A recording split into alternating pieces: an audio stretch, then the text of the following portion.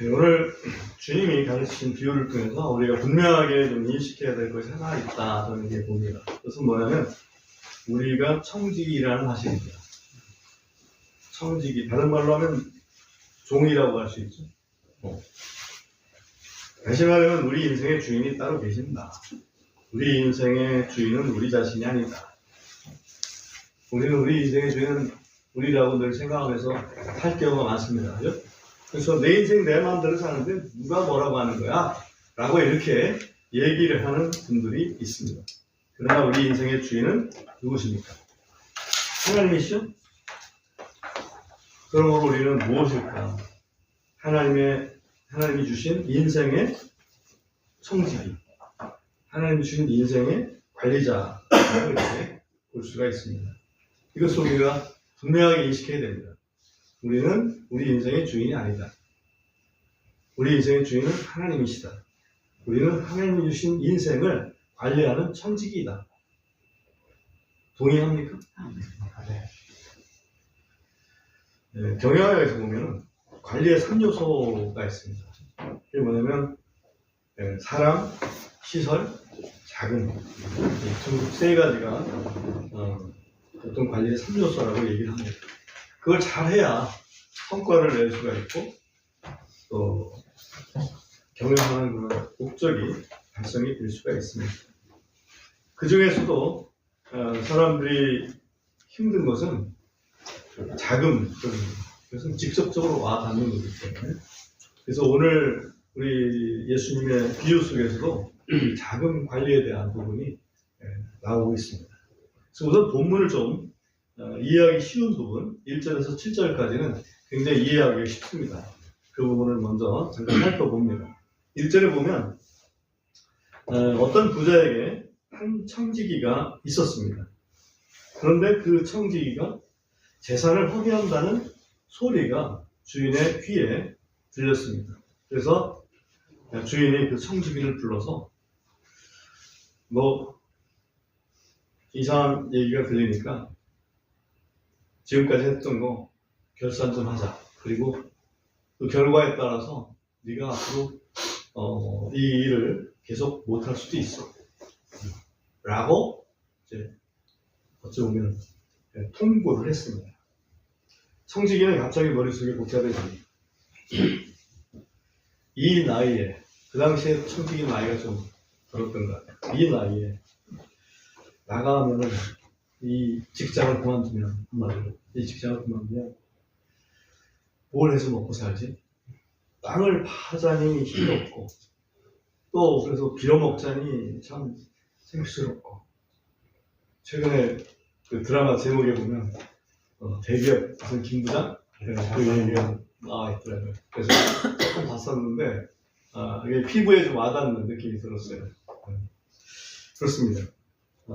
잘 지낼 걸로 생각했던 그런 그 청지기들 갑자기 내려놓게 되니까 머리가 굉장히 복잡해져요. 그래서 이 사람이 나름대로 생각을 합니다. 3절에 보면, 4절에 보면 내가 무엇을 할지 결심하였나니, 그렇죠? 나름대로 딱 마음속에 결정을 했습니다. 내가 청지기직에서 물러날 때에 그들이 나를 자기들의 집으로 받아들이게 하리라. 이 그들이라는 것은 주인에게 빚진 자들을 얘기합니다. 그래서 자기가 아직 권리가 있을 때, 아직은 청지기직을 갖고 있잖아. 권한이 있다고.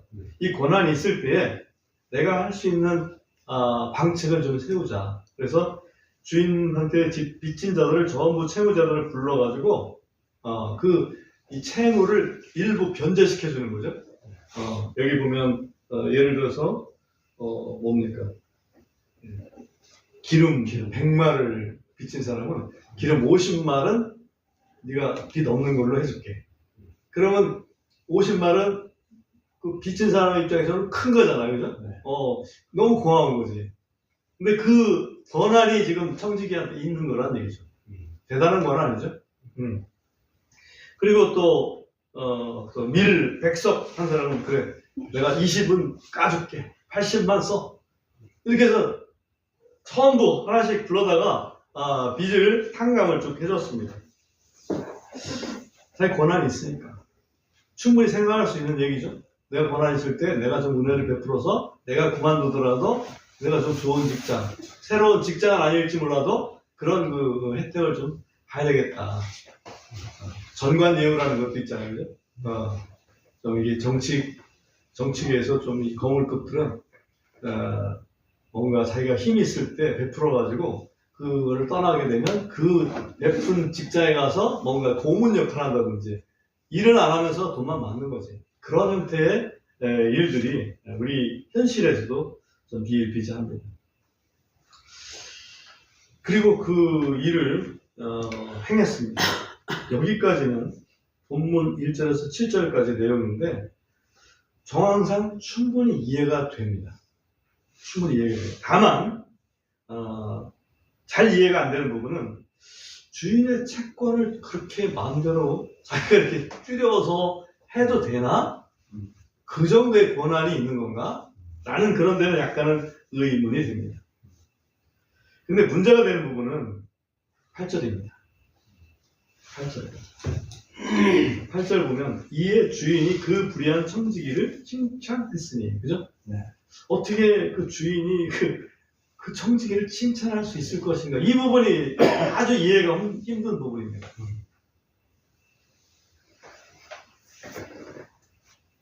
칭찬했으니 이는 그가 지혜롭게 행하였기 때문이잖아.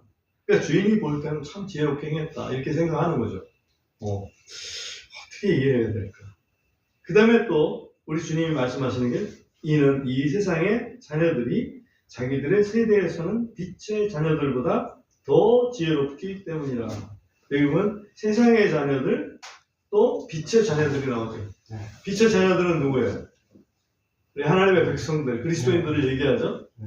세상의 자녀들은 믿지 아니하는 자들, 그죠? 다시 말하면 우리 원래 요한복음 8장 44절에 보면 너희는 너희 아비 마귀에게서 났으니 그런 것처럼 마귀의 자녀들을 얘기합니다. 그럼 주인이 청지기를 칭찬하는 것은 왜 칭찬했을까? 하고 한번 생각을 해보십시오.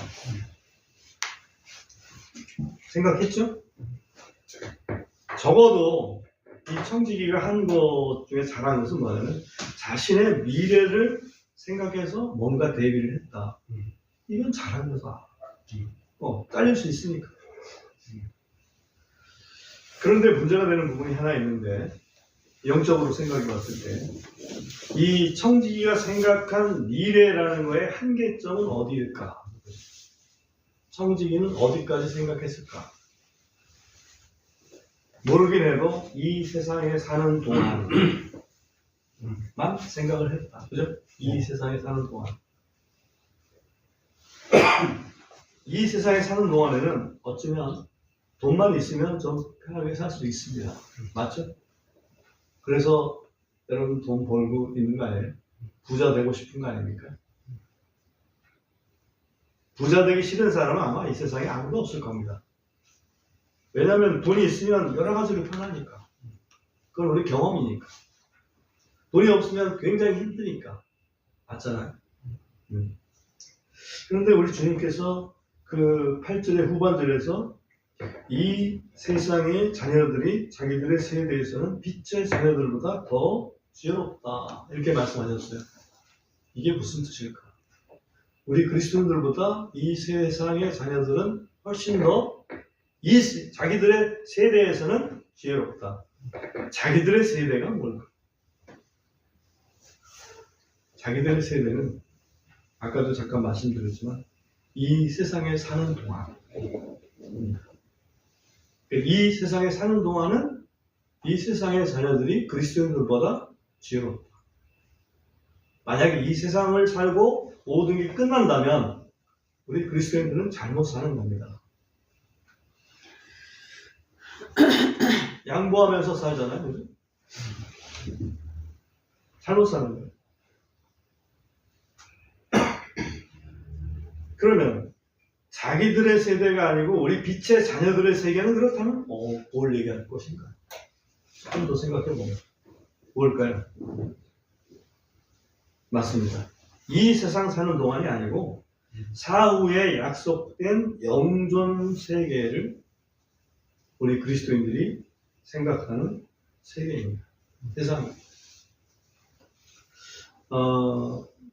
요한복음 5장에 잠깐 갔다 오겠습니다. 요한복음 5장 28절, 29절을 보겠습니다.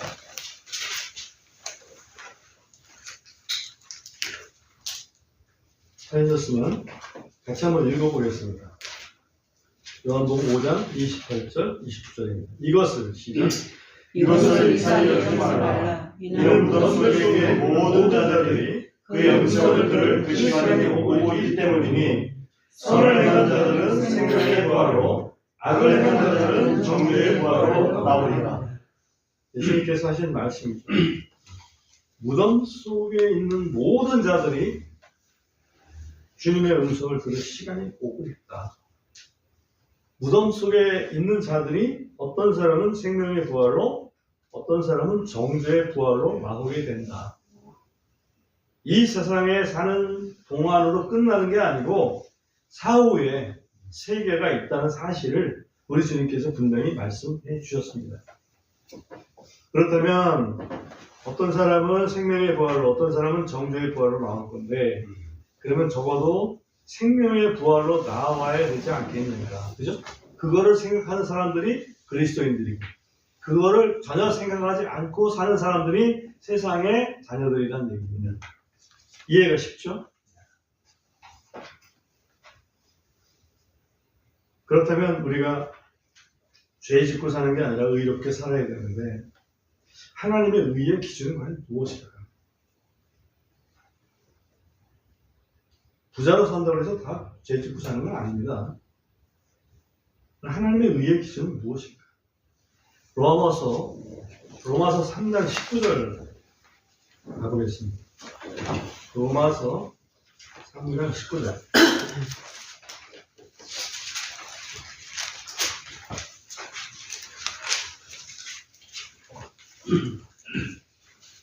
로마서 3장 19절 제가 읽겠습니다. 여러분 한번 눈으로 따라와 주시죠. 이제 우리가 알거니와 무엇이든지 율법이 말하는 바는 율법 아래에 있는 자들에게 말하는 것이니 이것은 모든 입을 막아 온 세상이 하나님 앞에서 유죄가 되게 하려 함이니라. 하나님의 율법으로 보면 모든 사람이 유죄다. 20절. 그러므로 율법의 행위들로는 그분의 눈앞에서 의롭게 될 육체가 없나니 이는 율법으로 죄를 알게 되기 때문이라.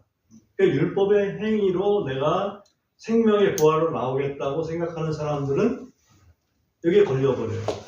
그게 아니란 21절. 그러나 이제 율법 밖에 있는 하나님의 의가 드러났으니 율법과 예언자들에 의해 증언을 받은 것으로, 그죠? 하나님의 의가 율법 밖에 있다 이거죠. 율법 밖에 있어. 그런데 그 율법 밖에 있는 하나님의 의는 율법과 예언자들이, 다시 말하면 구약에 의해서 증언을 받은 것이다. 그래서 22절 결론 우리 같이 한번 읽어보겠습니다. 곧 시작. 곧 예수 그리스도의 믿음에 의해 모든 자에게 미치고 또 믿는 모든 자를 위해 임하는 하나님의 의인이 이는 거기에 차별이 없기 때문이다. 예수 그리스도의 믿음에 의해서 모든 믿는 자들에게 미치다. 앞에 믿음이 있고 뒤에 믿음이 있죠? 예수 그리스도의 믿음에 의해서 모든 믿는 자들 위해 임하는 하나님의 의다. 그럼 예수 그리스도의 믿음은 뭐죠? 어떤 게 예수 그리스도의 믿음일까요?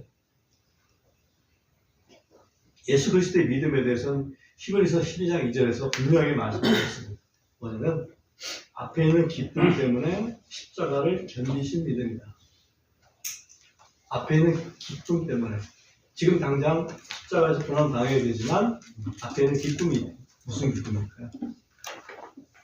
이사야서에 보면 그 기쁨이 예수님의 대속의 결과로 얻어지는 영혼들이 구원받는 걸 보시는 그 기쁨, 그것 때문에 십자가를 짊어지셨다라고 분명하게 히브리서에 말씀하고 있습니다. 그러니까 예수 그리스도의 믿음이라는 것은 그거예요. 그죠? 십자가를 지는 믿음, 더 미래에 있는 그 기쁨 때문에, 우리를 구원하시기 위해서 구원하는 기쁨 때문에 십자가를 지는 믿음, 그게 예수 그리스도의 믿음이에요. 그 믿음을 우리는 믿음을 향한 예수님을 우리는 믿는 거죠. 그죠? 그러니까 믿음에서 믿음으로 전이가 된 거예요. 예수 그리스도의 믿음이 우리의 믿음으로 전이 된 거. 이게 바로 의롭다. 하나님 보실 때는. 하나님 의의 기준이 그거예요. 그래서 그런 사람들을 하나님께서 생명의 부활로 불러주신다는 얘기입니다. 그죠? 아주 쉽죠?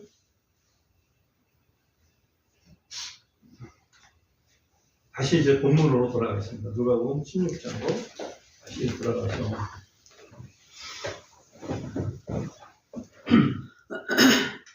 이제 9절부터 있는 말씀이 우리 빛의 자녀들, 그리스도인들이 가져야 될 참된 지혜에 대해서 말씀하고 있습니다. 9절 보십시오. 내가 너에게 이르노니 불의의 만몬으로 너희 자신을 위해 친구들을 사귀라. 그리하면 너희가 죽을 때에 그들이 너희를 영존하는 처소로 받아들이리라. 불의의 만몬으로 너희 자신을 위해 친구들을 사귀라. 그리하면 너희가 죽을 때에 그들이 너희를 영존하는 처소로 받아들이리라. 이게 빛의 자녀들이 행해야 될 그런 지혜다라고 말씀하고 있습니다. 이 말씀 그대로 보면 만몬이라는 것은 재물의 신을 만몬이라고 그러죠. 재물의 신 또는 재물 그 자체를 얘기하기도 합니다. 그러므로 너희 재물로 너희 자신을 위해 친구들을 사귀라. 그게 지혜다라고 지금 말씀하고 있는 겁니다. 재물 그 자체로는 의롭게 될 수가 없습니다. 오늘 남성 성모에도 재물을 의지하는 자는 망한다 그랬죠? 재물 그 자체로는 의롭게 될 수가 없습니다. 다만 그 재물 가지고 친구들을 사귀라. 그 얘기는 그 재물 가지고 우리 주님이 말씀하신 것처럼 너의 형제들을 사랑해라. 그런 말씀이죠. 시편 49편에 보면 자기 재물로는 자기 형제를 구속할 수가 없다. 속량할 수가 없다. 왜? 그 영혼의 값이 너무나 귀하기 때문에 재물 가지고 속량할 수가 없다. 그러므로 재물로 형제들을 사랑하라 이 말을 이해하려면 재물로 가지고 내가 형제들을 사랑하니까 형제들이 갖는 어떤 기쁨이 생긴다는 얘기죠. 언제 기쁨이 있을 수 있을까요? 예수님의 기쁨이 언제 있었습니까? 우리가 뭐 받을 때? 구원 받을 때. 그래서 이게 그 재물을 가지고 사람들이 구원받게 하는 것. 그 다음에 또 구원받은 형제들을 또 사랑함으로써 또 그 형제들이 또 기뻐할 수 있는 것. 이것이 바로 재물로 친구들을 사귀는 것이구나. 이렇게 이해가 될 수가 있습니다. 그래야면 죽을 때 그들이 너희를 영존하는 처소로 영접하리라. 그것은 우리에게 기쁨의 면류관이 주어질 것이다. 데살로니가전서 2장 19절 한번 갔다 오겠습니다. 데살로니가전서 2장 19절.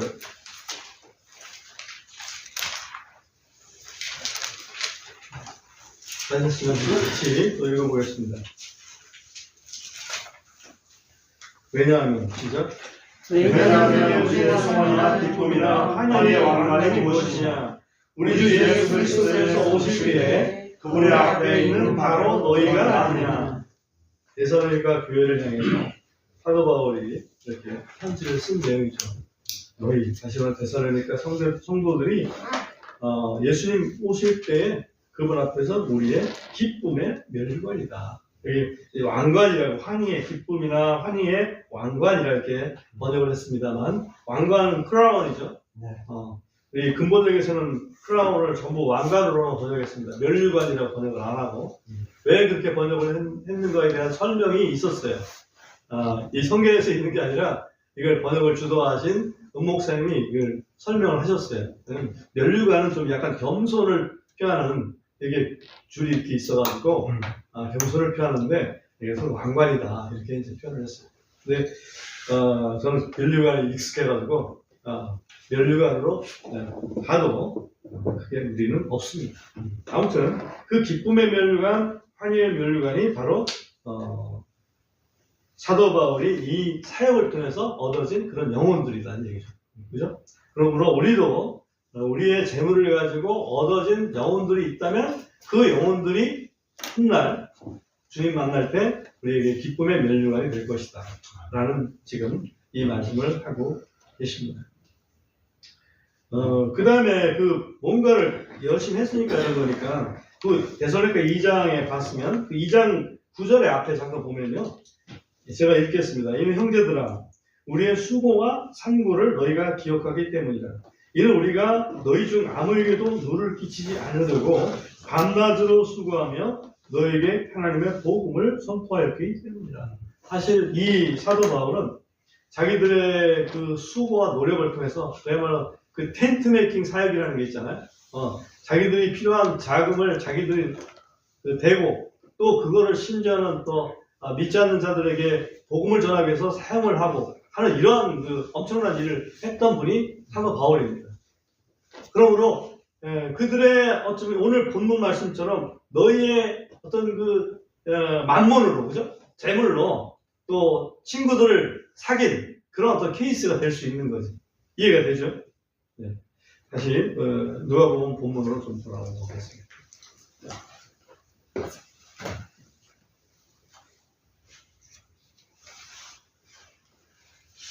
9절에 다시 한번 보면 내가 너에게 이르노니 불의의 만문으로 너희 자신을 위해 친구들을 사귀라. 그러면 너희가 죽을 때 그들이 너희를 영존하는 소서로 받아들이리라. 근데 여기서 또 이해가 어려운 부분은 불의의 만문이라는 거예요. 불의의 만문. 다시 말하면 사기쳐서 얻은 돈이라는 얘기인가? 혹시나. 그죠? 예를 들면 우리가 사기쳐서 얻은 돈을 가지고서 그렇게 쓰면 된다 이런 뜻인가? 그렇게 오해할 수도 있잖아요. 그런 뜻이 아닙니다. 만몬 그 자체가 본래 불의한 것이다. 그런 의미죠. 만몬은 아까도 말씀했지만 재물의 신입니다. 재물의 신. 재물의 신의 명칭입니다. 그러면 하나님은 참신이잖아. 그럼 만몬은 참신이 아니죠. 그러니까 하나님은 의로우신 분이지만 만몬은 의롭다고 할 수가 없는 거죠. 그러니까 우리가 가진 재물들은 그거 자체가 의로운 건 아니에요. 그냥 필요할 뿐이지. 그래서 그 만몬의 어떤 명칭으로 불의의 만몬이라고 쓴 거지 그걸 사기친 돈으로 그렇게 하라는 얘기 아닙니다. 여러분들이 수단 방법을 가리지 않고 뭘 의로운 일을 해가겠다? 의적처럼 나는 관리들 돈 뜯어다가 가난한 사람 줄 거야. 얼마나 의로운 일이야 라고 할지 몰라요. 그걸 의미하는 건 아닙니다. 10절도 한번 해석을 해볼게요. 가장 적은 것에 신실한 자는 많은 것에도 신실하고 가장 적은 것에 불의한 자는 많은 것에서도 불의하니라. 여기 가장 적은 것은 무엇이고 가장 많은 것은 또 무엇일까요? 가장 적은 것은 만몬이라고 할 수 있지. 가장 적은 것은 만몬. 하나님 편에서 봤을 때 가장 적은 것은 만몬입니다. 그럼 많은 것은 무엇일까? 라고 봤을 때는 11절에 해답이 좀 나와요. 많은 것. 11절에 보면 그러므로 만일 너희가 불의한 만몬에 신실하지 아니하면 누가 참된 재물을 너에게 믿고 맡기겠느냐. 많은 것은 뭘까요? 그러면 여기 표현으로는 참된 재물이죠. 네? 불의한 만몬은 작은 것이고 참된 재물은 많은 것입니다. 이해되셨죠? 그럼 참된 재물은 또 무엇일까? 뭐가 참된 재물이라는 얘기인가? 라고 보면 12절에서 또 답이 나옵니다. 12절에 보면 또 만일 너희가 다른 사람의 것에 신실하지 아니하면 누가 너희의 것을 너희에게 주겠느냐. 다른 사람의 것이 뭐고 또 너희의 것이 뭘까? 다른 사람의 것은 하나님께서 주신 재물이라는 얘기죠. 근데 너희의 것은 우리가 받을 멸류관입니다. 멸류관은 누구 거예요? 우리의 거예요. 그러니까 우리가 하나님께서 주신 재물을 신실하게 사용하지 아니하면 하나님께서 너희한테 줄 멸류관을 주시겠냐 이거지. 이해되죠?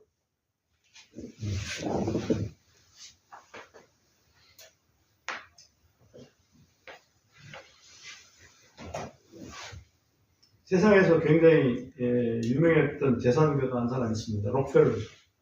록펠러 이야기를 안 하고 지나갈 수가 없습니다. 록펠러는 1839년에 태어나서 1937년 98세의 나이로, 만으로는 98세가 좀 안 됐지만 98세 거의 다 살았어요.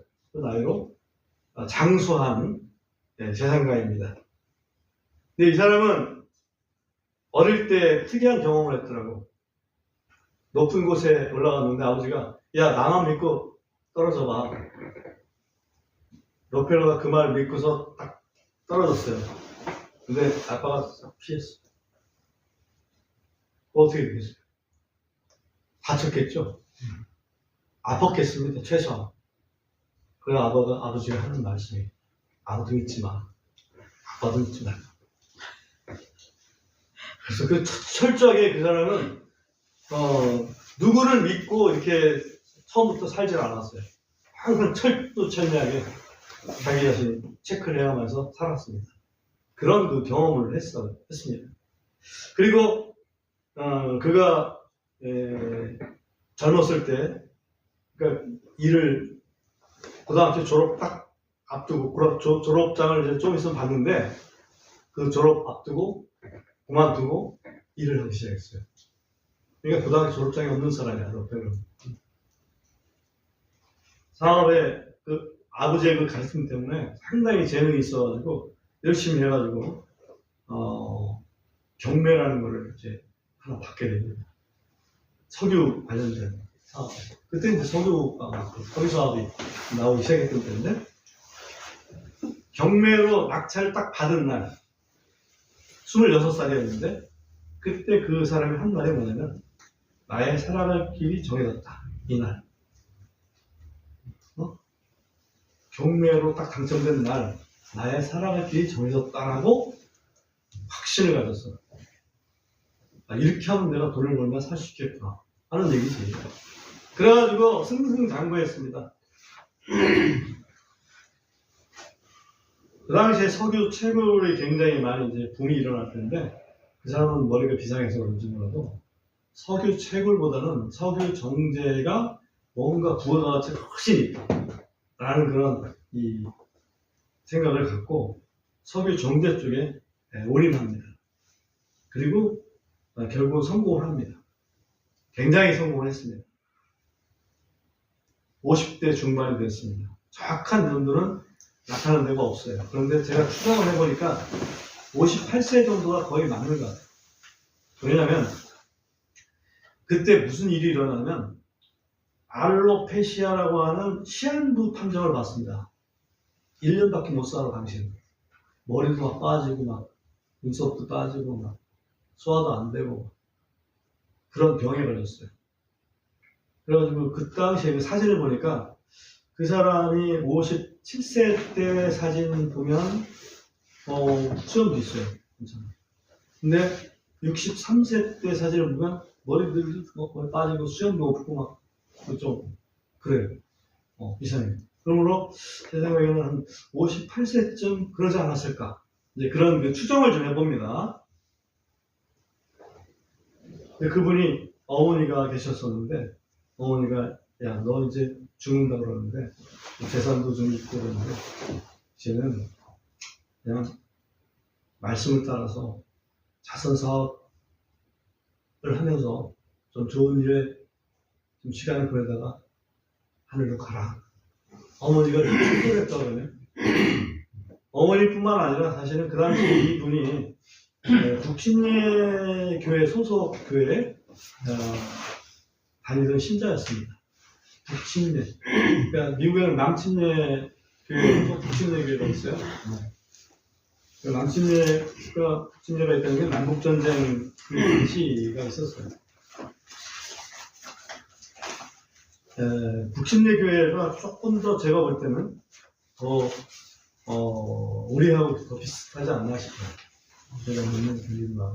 그런데 그 교회에 소속이 돼 있었고 그러면서 술도 마시지 않았어요.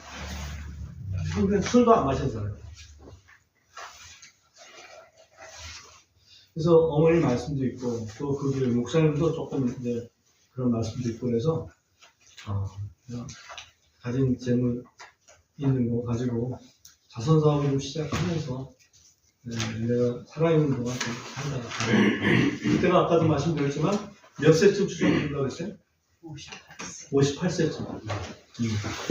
그리고 그 사람이 자선 사업을 실제로 시작한 거, 그 록펠러 재단을 설립한 거를 보니까 그가 74세 때 그게 설립이 됐더라고요.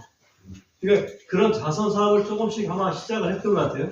시작을 하면서 갑자기 밥맛도 돌아오고 또 이렇게 사는 게 1년 시한부 판정을 받았는데 1년 지나고 2년 지나도 점점 오히려 건강해지지 그냥 사그라들지 않는 거예요.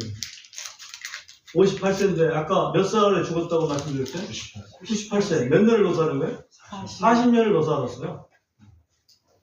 그래서 그는 어찌 보면 경제적으로 보면 최고로 세계 최고 부자가 됐었고, 그리고 수명, 인간의 수명으로 봐도 그 당시에 1937년도에 죽었으니까 그 당시 수명으로는 굉장히 오래 사는 거죠. 장수했죠.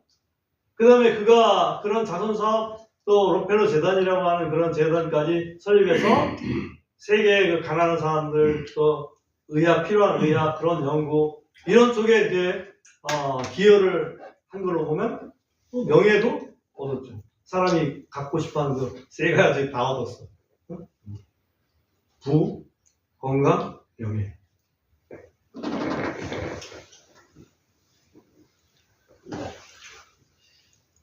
이 오늘 말씀에서 가장 적은 것에 신실한 자는 큰 것에도 많은 것에도 신실하다 라는 말씀에 딱 어울리는 한 예가 아닐까 그런 생각이 좀 들었어요. 록펠러 그걸 생각하면. 그래서 우리 주님께서 결론적으로 13절에서 말씀하시는 것은 종이 결코 두 주인을 섬길 수 없다. 이는 그 한 주인을 미워하고 다른 주인을 사랑하거나 혹은 한 주인에게 충성하고 다른 주인을 멸시할 것이기 때문이다 라고 말씀하시죠. 둘 다 사랑할 수 없습니다. 그죠? 다른 주인이 있다면 둘 다 사랑할 수 없어요. 둘 다에게 충성할 수 없어요. 주인이 완전히 다른 경우에 뭐가 다를까요? 모든 성격이 달라. 지향하는 점이 다 달라. 그래서 우리 현재 참 권자를 딱 차지하고 있는 분이 여기에도 셰시하고 저기도 셰시하면 되지 뭘 라고 이렇게 얘기했는데 그거는 둘 중에 하나는 거짓말이에요. 중국한테 셰시하고 미국한테 셰시하면 그 셰시 중에 하나는 거짓말이라는 얘기예요. 아니면 적어도 둘 다 거짓이구나. 우리는 바른 곳에 셰시해야 됩니다. 바른 곳에.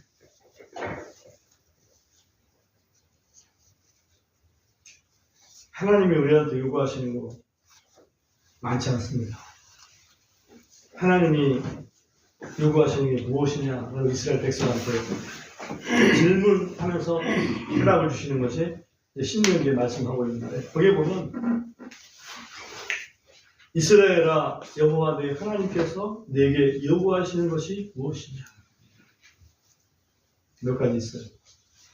하나님을 경외하는 것, 하나님의 길로 행하는 것, 하나님을 사랑하는 것, 하나님을 섬기는 것, 그리고 하나님의 법을 지키는 것.